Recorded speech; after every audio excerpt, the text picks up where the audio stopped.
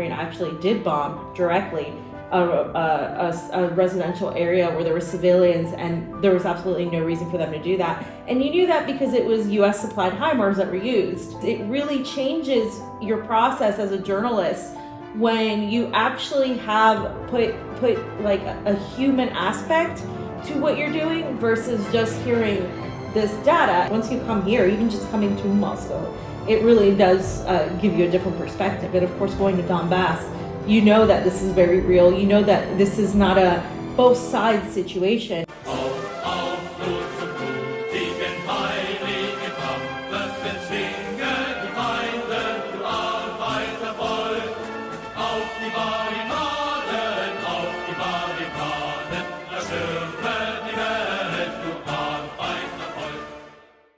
Hello comrades, and welcome to the Revolution Report. Those of you who know me very well know that I've been in Donbass many times. You've also seen our documentary that we've written about the Donbass conflict, the documentary called 8 Years Before. And I'm also really happy to say that today we have a very special guest on the channel. We've got an exclusive interview with a very close friend, comrade, and colleague of mine, Fiorella Isabel, who is also a host on the Convo Couch, and she actually had the very unique opportunity to visit Donbass for herself and see what the situation was like there. Of course, last time we were there, it was before the special military operation, but Fiorella was able to go there after and see what the situation on the ground there is like right now. So Fiorella, thanks a lot for joining us on the Revolution Report, giving us your time for this interview and everything. So first of all, I just want to ask basically, why did you come up with the idea of going to Donbass, and how did you set everything up to do that? Yeah, so I've been wanting to go. One of the reasons why I wanted to come to Moscow was to really see what was going on in the area. Most people in independent media where I came from had not been talking about Donbass in the right way. Even, of course, people that usually were okay on other conflicts, because the perceived motion was that Putin invaded Ukraine and that this started in February of 2022. A lot of people, only hear one side of the story. They see the mainstream media headlines, and not even just mainstream media, but every single headline. Oh, look what Russia did. They just bombed this hospital. They just bombed these residential areas and civilians. So one of the things I wanted to do while also being here was, I thought it would be a crime not to go to Donbass and really see what the situation was there. And so I had one of my friends, Dan Kovalik, who went, and I contacted him and tried to figure out how he went. And I sort of went that way, but it was a tight schedule because, at RT, I didn't really have too much time off. So it was interesting to do the whole process because, of course, because of the sanctions, it takes a while to get there, to get to Rostov and then to get to Donbass. And so I had to make sure I had enough time. So that's kind of how it came about. I had been wanting to really, really just assess the situation for myself because so many people also call me a propagandist and all of this stuff. So I wanted to do something that was on my own, and sort of go that route. So, yeah. Well, you're definitely right that, a lot of people in the West and in other parts of the world as well have sort of a skewed understanding of what this conflict is all about. There's a lot of controversy just around the way people label what's going on. Some people call it a war, other people call it a special military operation, but I was having a conversation the other day with George Galloway, and I thought about clarifying this because it's kind of a war and a special military operation, right? Because Russia launched its special military operation in 2022 to end a war that was going on from 2014 that was completely, basically orchestrated by the West, by the European Union, NATO, the United States, that put this fascist-backed government in power in Kiev that we're now seeing cause all of this destruction. And it was so when there's all these protesters that seem to be pro-Kiev saying no war, it's really ironic to me because the people who really were trying to end this war all along were the Russians who launched this military operation. So I wanted to ask you, what exactly did you see there, and like how long were you there? What did you meet with officials? What was the trip like? Yeah, I was able to meet with some officials from the government in Donbass. We were able to go to Makiivka and a few other neighboring cities in the region, because it's a big region, as you know. We were in Donetsk city, and one of the things I saw immediately there, and it was a pretty short trip. It was like a 6-day trip, and minus 2 days, so it was like a week trip, and then I was there for like 4 days, I would say. And it was immediately very, very obvious who the aggressor was when we got there. Immediately we went to this area that had been bombed in the center of Donetsk, and it was a residential area. It was flats, apartments, and a supermarket area, and that had been bombed a day before we got there. And it I got there Wednesday, so it was like bombed Monday, actually, a morning. And you weren't hearing anything about that. You were only hearing about an intercepted missile that Russia hit. And of course, you weren't hearing about the intercepted part. You were just hearing that Russia bombed these residential apartments. It was during that time, because it was about a month ago that I went. And Russia bombed an apartment with 60 people were killed, and that was all over the news. But you weren't hearing what actually happened was that Russia had Ukraine had intercepted a missile. Mm-hmm. And they keep doing that, knowing that that's actually going to hurt the people in these regions, because Russia's never aiming at the residential areas.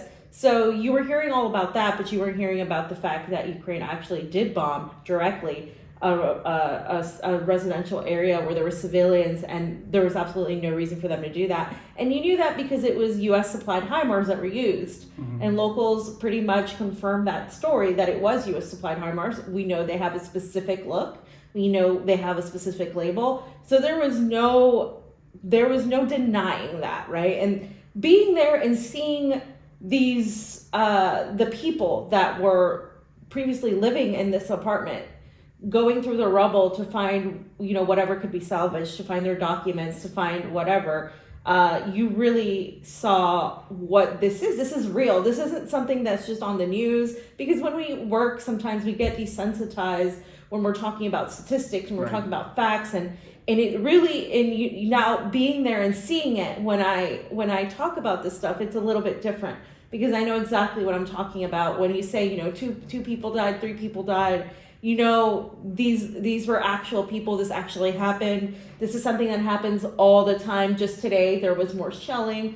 And so what we're seeing is it really changes your process as a journalist when you actually have put like a human aspect to what you're doing versus just hearing this data. And I think that's one of the other reasons I wanted to go there, was to get some interviews, and I'm in the process of translating some of them still, and they should be out within the week.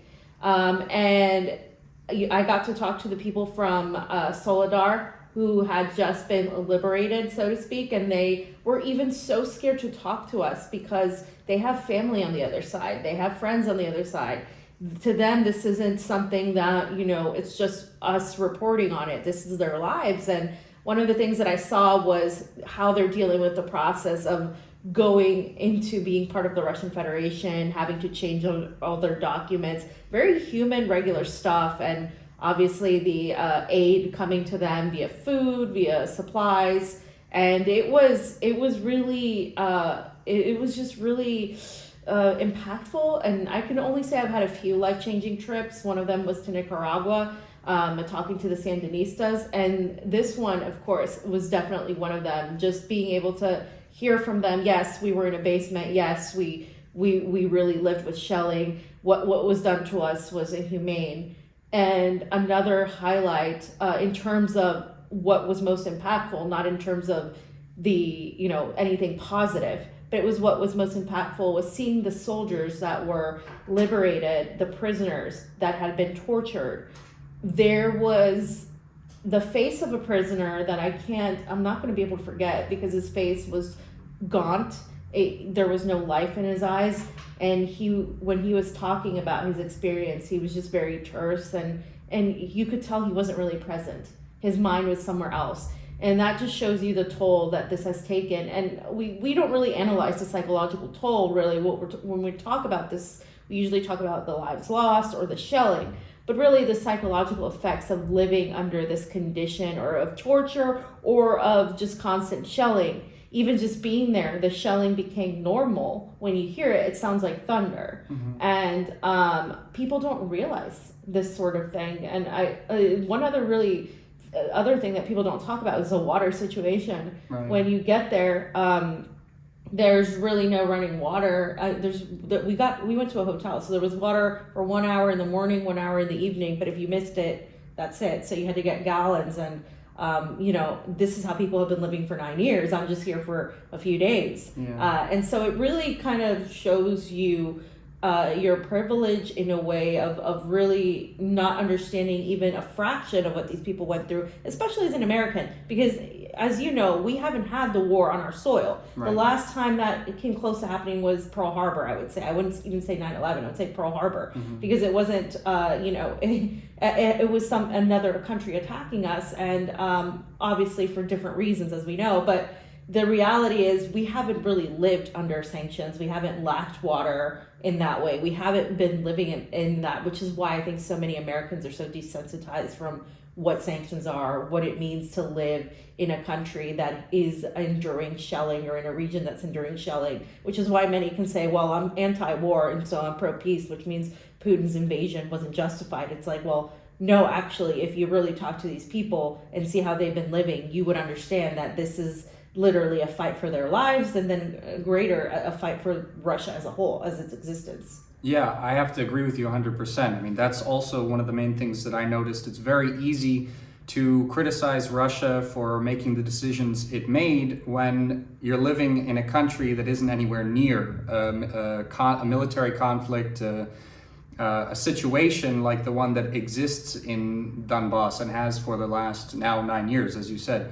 I also find it interesting that I find this to be parallel to the way that a lot of Americans see the history of the Soviet Union as well. They just discount it, write it off as some authoritarian regime because the government had to make authoritarian decisions sometimes and everything. But people say that because they don't understand what it was like to live in those times. Like, they don't understand, for example, in the 1930s, basically the entire West was planning to invade the Soviet Union and destroy it, as it attempted to do in 1917 and the next 3 or 4 years after, during the Civil War, when over 14 different countries from the West, including Japan actually, invaded the Soviet Union to crush the Bolshevik Revolution there. And so obviously, a government is going to try to protect what it's built over the years when it's being threatened militarily from all these places all around the world. And it's super difficult to understand that when you're living in the West, when not only did your generation not have to deal with anything like that, but your parents' generation, your parents' parents' generation, it's just not in the societal consciousness of people. And going back to the Donbass conflict, one thing that has really shocked me so far, and still really surprises me, is that in wars, right, there's war propaganda, and it involves a lot of twisting of the truth on both sides in any conflict. I would say that's part of war propaganda. But just the way that I have observed with my own eyes, as you have, as you just said, that Ukraine, the Kiev regime just says such bold-faced lies about what's going on. And you mentioned a couple examples just now. When I was there, I remember the Ukrainian military was bombing civilian installations. They were shooting artillery at places that had no military infrastructure there. And I was in some of these places. I heard the artillery going off nearby. I knew there were no military installations nearby. And these shells could not have come from Russian positions. And yet, somehow, the Ukrainian news outlets were saying that it was Russia bombing its own people in Donbass and blaming the Ukrainians on the front line between Ukrainian forces and Donbass forces at that time.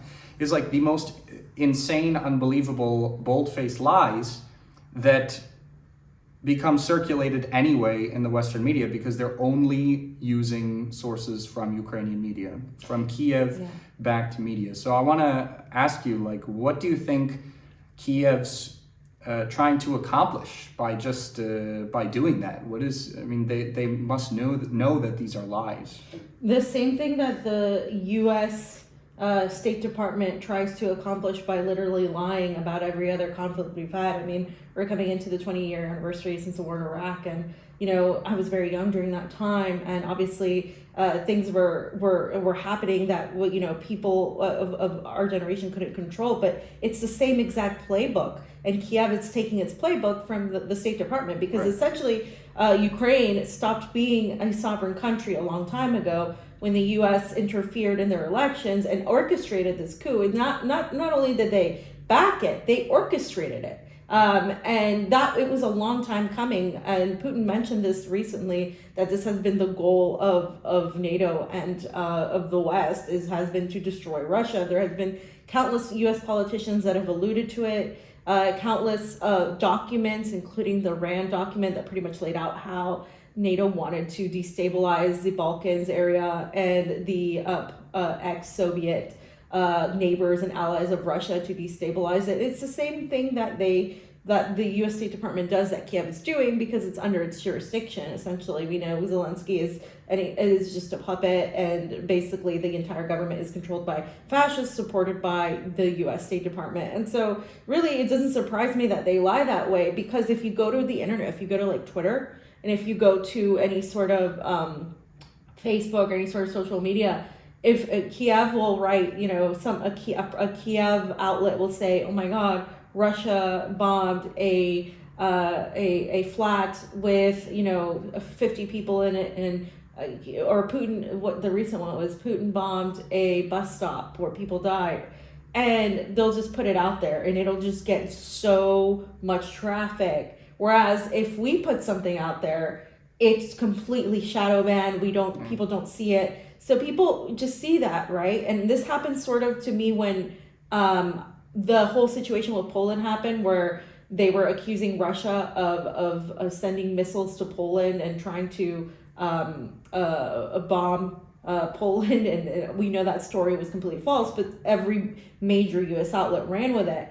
So they say the lie enough that it becomes so repeated that people are like, oh, this must be true if everybody says it. People who aren't political, people who don't really follow, and they see all over social media and all over the mainstream media, oh my gosh, Putin bombed a bus stop. So they just start repeating the same thing. And that's what they want. They don't care about the truth. It's about perception. And that's what media has become in the West. It's not about the truth. It's about perception. Seymour Hersh is a blogger. He's not a journalist. Everything he says, oh, it's just a blog, like discredit the witness, call them propagandists, call them pro-Putin. It's really just about making sure that narrative sticks. And if you say it enough times, and if you say it to the right people, it's just going to be proliferated everywhere. And our side of the story, and I say ours because we're here, doesn't get told. It doesn't get, heard by the people that need to hear it the most, which is why, of course, RT is banned pretty much everywhere in the West. Mm-hmm. And it's you talk about war propaganda. Of course, there's going to be, it's not like Russia's going to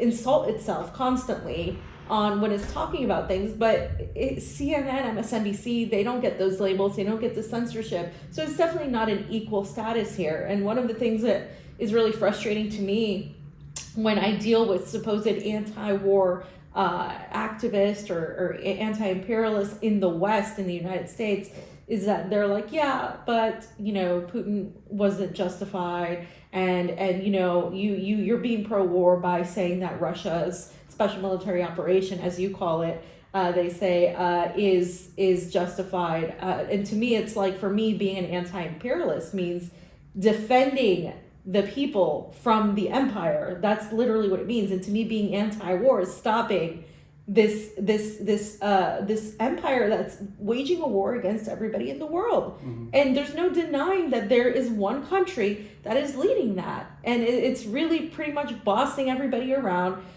tanking the entire economy of the EU, forcing the UK as well, the Five Eyes, right? And they see themselves as the entire world, and everybody else just should do whatever they say. And like, that's what we're seeing here, and we're seeing the world wake up to that. And I just want to say, Russia's standing up, and this is something that, when talking to people, when I was in Donbass, talking to some of the people that were telling us the stories and that were taking us around who live there, it's really interesting how they're so aware of what's going on, how they see the situation so clearly.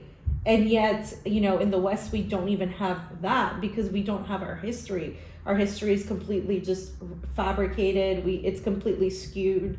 And we don't really get a picture of that. But Russia they really highlight the fact that this is almost, I don't want to say religious, but it's like, it's definitely a spiritual war. It's definitely an existential war, in terms of the bigger aspect, not just the proxy war with Russia via Ukraine that NATO is waging, but in terms of Russia, in a way, taking the lead for other countries that haven't had the opportunity or the ability to really stand up to U.S. hegemony. And we're seeing that, of course, played out with Africa and what's going on in the continent, and how they're trying to avoid this neo-colonial side from the West. We're seeing that in Latin America, and how they refuse to send weapons to Ukraine, and they say they want to be neutral, how they're trying to find de-dollarization. And so what you're seeing is the world sort of respond to this and say, okay, maybe this is an opportunity to go to this multipolar route. And that's not just a word to throw around, that's really happening. Well, it's definitely true. I mean, based on my experience, what you said about the Donbass people just knowing what's going on. I always say they're actually cut from a different cloth from even the Russians that live in Moscow. They're really like the closest thing I can imagine to what the people of the Great Patriotic War were like. And I want to go back to what you said about perception, because that definitely is very important. In the West, they try to make us out as Russian propagandists, even though we're not Russian. Yeah. And that's sort of used to try and discredit what we're saying and everything. They say that in CNN, MSNBC, they just say RT is propaganda. It even goes as far as these, as you said, these so-called anti-war people who think that we're pro-war because we support the special military operation. But I think the exact opposite is true. We are the Westerners who actually decided we're gonna leave our entire lives behind and go for ourselves and see with our very own eyes. We're given an opportunity to see the reality of the situation that no other Americans, no other Europeans have available to them. And so it becomes our duty to show these people in the West who don't have that opportunity to at least be exposed to some extent to what we've seen. So in effect, I think we're actually, that we should be considered more reliable than just your average person who can talk about this stuff behind like a microphone on some podcast, Yeah. Because we're here, and we decided to come here out of our own free volition. It's not like Russia brainwashed us. Yeah. We made decisions back in the West to come to certain political conclusions, and for that reason we decided to move here and become Russian propagandists, don't you think? Yeah, and it's not like it's, so many people agree with us, but they won't dare even come to Russia to visit, or they won't dare, even go on RT or in any way, shape, or form be affiliated because they're afraid of their career. And even that to a degree is understandable for some, but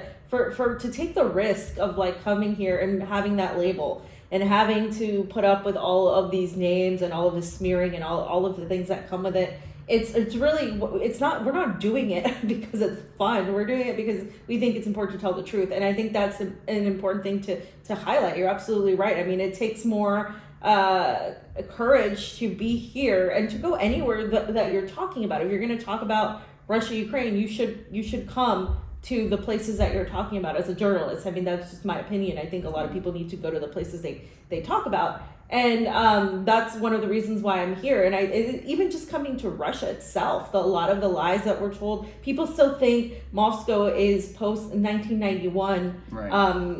In the United States. That's what they have, this image of that. And then when they start saying, oh my gosh, the supermarkets are full, there's no shortage of eggs, what's going on? Mm-hmm. Oh, your metro looks like a museum compared to the subway, which has racks and it's just dirty and it's just not as efficient. And that's the most efficient transportation in New York, and you know this, and it's crazy that people still have that perception. But how could they not have that perception when the only independent media always gets censored, always gets shadow banned? Mm-hmm. People just don't watch anything really that's anti-imperialist that much. It's hard to get people to really pay attention to that, and again, it's vilified as being authoritarian or being, now it's like, okay, well, it's not just that you're, they're still calling Russia communist, which is, it's just like all of these things. There's such a lack of knowledge, and so it's almost like we're trying to break a giant just population that's completely been brainwashed, programmed to hate Russia. I mean, if you look back at everything that we're taught in the United States, we're taught that Russia is bad, that Putin's authoritarian. You're taught in every movie and every sort of story, Russians are always the bad guys. There's never really anything good to say about Russia. And of course, with 2016, 2015, the Russiagate scandal really primed people to really be ready for this just battle against Russia. We know that they were planning to really back Ukraine and push Ukraine into NATO. That was the plan all along. So Russiagate is no coincidence. It had a purpose, and you can go back to, of course, just a long time ago, even before the fall of the Soviet Union. The plans were to really create this sort of nationalist sentiment in Ukraine and divide it from Russia. And so this is not something that began this last year. This is something that Russia entered that was already ongoing, as you said. And I think it's important people understand that. And it's so infuriating when people say, you're so pro-war, how can you support? It's like, well, I support people defending themselves, if especially, if you're one of these Second Amendment person, which I do believe that Americans deserve the right to defend themselves with this government, especially that they have. Too. I just think that, you should understand people wanting to defend themselves. And if these people feel like they're ethnically Russian, they consider themselves Russian. In fact, many people don't want to hear that. They say, no, that Donbass was always part of Russia. It's never not been a part of Russia. So they don't know how people feel, how there's this Soviet nostalgia. You can find it in Moscow, but it's completely just different in Donbass. It's way stronger over there. Way stronger, and it's not a negative thing. It's a thing of pride. Even people who aren't necessarily ideologically communists respect the Soviet Union. They respect what it did. They have this sort of understanding of what it did and what it meant. And so there's, you'll no problem seeing Soviet flags, no problem seeing all of this memorabilia. And it's really telling that in the U.S., oh my gosh, there was a Soviet flag at this anti-war rally. Yeah. Oh my goodness, how dare they? It's like, it's insane how much controversy one Soviet flag causes in the United States. Whereas here, it's like, okay, this is, it's a part of the country. Yeah. Or the fact also, I remember there was a bunch of outcry about seeing Russian flags at this rally, thinking that these people are either sent by the Russians or they're traitors or whatever. Meanwhile, how many Ukrainian flags do we see around the United States? Way more. This is a flag of a foreign nation that nobody cared about several years ago, and was also, and still is, one of the most corrupt, messed up places in Europe, actually. Nobody wants to talk about that, that they're being given all these weapons, all this money, even Abrams tanks, and they're one of the most renowned, worst when it comes to corruption governments in the world. We're already seeing a bunch of the weapons that were handed out at the beginning of this conflict reappear in Africa in the hands of radical Islamist terrorist groups. Already several heads of state in Africa have said that. Yeah.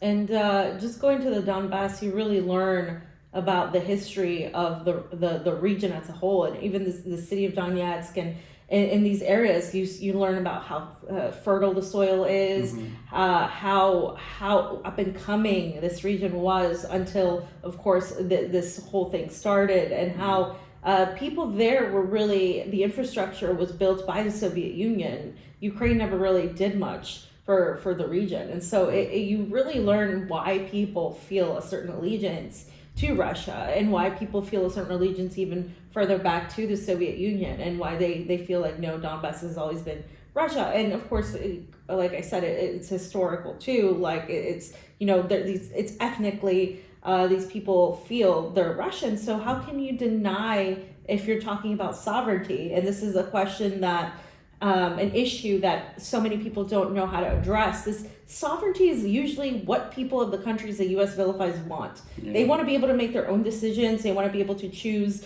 who their government is, who they talk to. And that's a question that China and Russia have brought up too in the latest talks between Lavrov and his counterpart. What is the fact of we want to go towards an independent foreign policy. Yeah. This is all it is. It's not about even not working with the United States. It's about working as an equal, having an equity there that's not just a very unilateral type of situation. And I guess that can't be. And so this reaction to, well, Putin, it really, even people who feel like, no, they don't like NATO, they're not really propagandized, are still in a way, because they really haven't seen what is going on here. And I tell people all the time, come to Moscow. Like it's kind of difficult now, but maybe this is why you should do it, because it's like once you come here, even just coming to Moscow, it really does give you a different perspective. And of course, going to Donbass,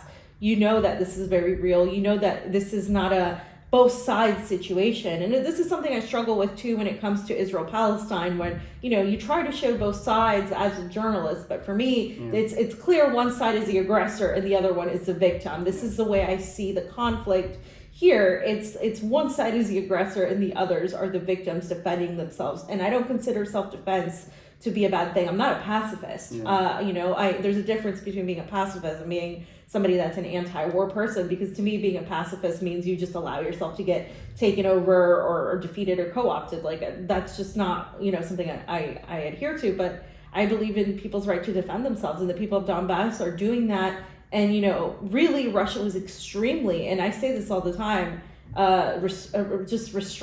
showed great restraint in this whole situation, because really it took a really long time, and thousands of people have died. And Russia shows the small amount of offensive or takes a more of a position of defending certain regions, and it's a villain. But the U.S. literally goes around killing, murdering, and it's fine. I mean, shooting down balloons. I mean, and even during the Trump administration, just killing Qasem Soleimani, nobody batted an eye. Right. Like, it's like, okay, well, oh yeah, it's just so unfair the way Russia has been portrayed. And I think that's also another thing that really hit me. It's like seeing all this destruction in Donbass and seeing who's really doing it, our country, the State Department, the U.S. supplied weapons and all of that. And then on top of that, seeing Russians be vilified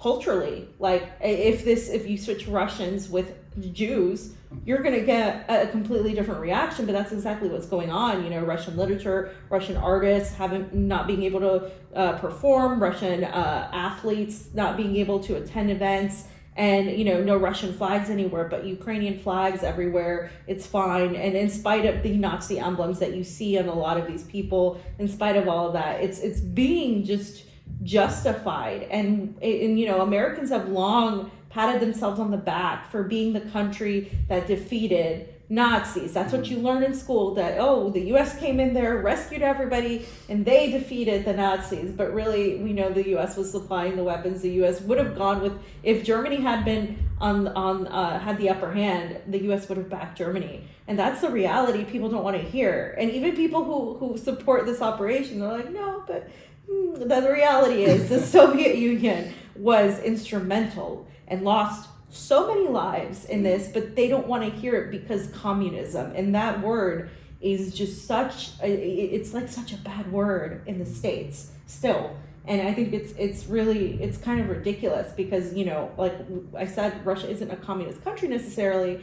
It does have a lot of the elements of the Soviet Union, which I think is actually a positive thing. It needs to be expanded, but But the reality is, this isn't even about, communism, I think, and in this fight at all. This is about just destroying Russia and then, of course, going toward China. And I think that's what the West really sees as its threat. It's China. And that's going to be tough for them because I don't think it's possible. Yeah, definitely. I mean, like you said, Russia's not a communist country, but it's obviously like a semi-dependent country in the periphery of this cabal of Western finance imperialism. And that's the whole reason why, even if like leftists, they say, well, Russia's not communist, why do you support it? Because it's opposed to international imperialism. You should support anyone who's trying to break away from that. And like you said about Russia, the West blaming them for, after they've shown so much restraint, blaming them for finally taking the hammer and doing something about the situation. What's even more outrageous about that is that all of that restraint they showed in trying to make the Minsk protocols work turned out to be just a farce. The former German Chancellor Angela Merkel said it. The former Ukrainian president after 2014, Petro Poroshenko, said it, that these were just attempts to buy time for Ukraine so that they could prepare for an armed confrontation with Russia. This is what they had planned all the time, to destroy Comrade Vladimir Putin, as many people in America think he is, the communist leader of communist Russia, even though obviously it's been gone for 30 years, unfortunately. But I want to ask you where you think this conflict is going to go based on what you've seen in Donbass. You've obviously been following this conflict just as closely as I have. We both work at RT. We both have been following all the news. Where do you think this is going to go? I really don't see Russia letting up because, as I said to them, this is a fight to exist as Russians as they know it. And I think and maybe the sentiment isn't as strong necessarily in Moscow, but everywhere else. And, Russia isn't Moscow only. It's literally a huge country. And I think overall, more people here understand what this conflict is about than, say, people outside of the country. And I think this conflict is not going to end well for the United States. I don't see a way for this conflict to end well for Ukraine at all. I think the more, obviously, as Lavrov has said it, as Putin has said it, the more the U.S. and NATO continue to supply weapons to Ukraine, long-range weapons in particular, the more they're going to push into Ukraine to defend their borders, which is absolutely normal. Who has the most military bases at people's borders? It's the United States. So, Russia defending its borders should be of no shock to anybody. Why wouldn't they defend their borders? They don't want to be, engulfed in this whole global type of new government that the European Union wants, that the West wants, and where everybody just is under their jurisdiction. So they're going to fight, I think, for this for a while. And again, Russia has showed a lot of restraint. They could be, they could have gone into Ukraine. They could have destroyed the entire infrastructure. If Russia were the U.S., there would be no more Ukraine and just be rubble at this point. And Russia hasn't done that because one of the reasons I think is obviously Russia would be a demon, more of a demon than it already is, but more so too, Russia has no intention of doing that. They had no intention of really going into Ukraine. This isn't about Putin expanding into Europe. This has never been a goal of Russia. The idea that's been just pushed out there by the West is that Putin wants to be, Hitler and expand into Europe and control. That's actually what the United States and NATO want to do. So they're classic projectionists. They project into their adversaries what they're actually doing. And so that was never the goal of Russia. Russia just, I think, also doesn't want to hurt civilians. They've never really gone out of their way to attack civilians. They haven't, really focused on that. It's all been about the artillery, the weapons, and Russians and Ukrainians are I talked to a lot of Russians, political, non-political, and they told me this, they don't want to see Ukrainians die. This isn't, they have a lot of family members that live in Ukraine, a lot of friends. It used to be a back and forth thing where you would go. And this isn't something that is something they want. And just destroying the infrastructure of Ukraine would be like destroying a part of Russia. And people don't understand that. They think Russians just sit here hating Ukrainians, and that's just not the case at all. Right. And I haven't seen that. It's completely not the case. I mean, I think Americans should think about it like as if, a fascist government appeared in Texas and then decided it was going to invade a different part of the United States. Yeah. Like, obviously, the other Americans would not be like, we should wipe Texas off the map, because tons of people have family there. Just like in the same situation here, Ukraine and Russia are fraternal nations. Mm-hmm. There's many people who don't even consider them to be different nations. Yeah. And this is why, and I know I'm not the only one who feels this way, but I feel most for the Ukrainian people, because they're the ones suffering the most throughout this, and it's not Russia, it's the United States that backed this government, this fascist government. And we see all the time in the media stuff like, oh, Russia's using prisoner soldiers, they tried to mobilize people and people are fleeing. That stuff has been going on since the beginning of Russia's military operation in Ukraine, on a scale 10 times worse. Like, men cannot leave the country. And prisoner soldiers have been used since the very beginning. I mean, I have and what a lot of people don't understand is that obviously in every country, I would say it's safe to say that the majority of the population is apolitical. They're just trying to get by.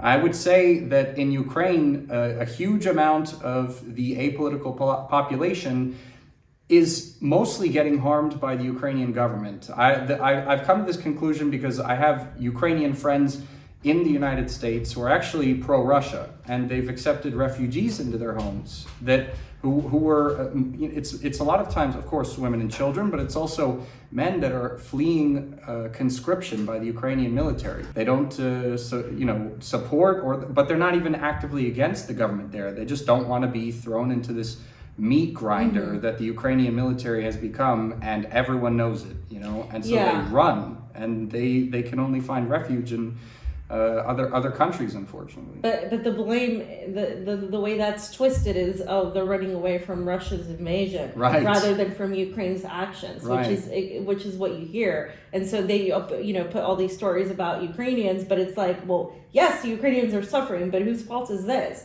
Right. Whose actions did this lead to here?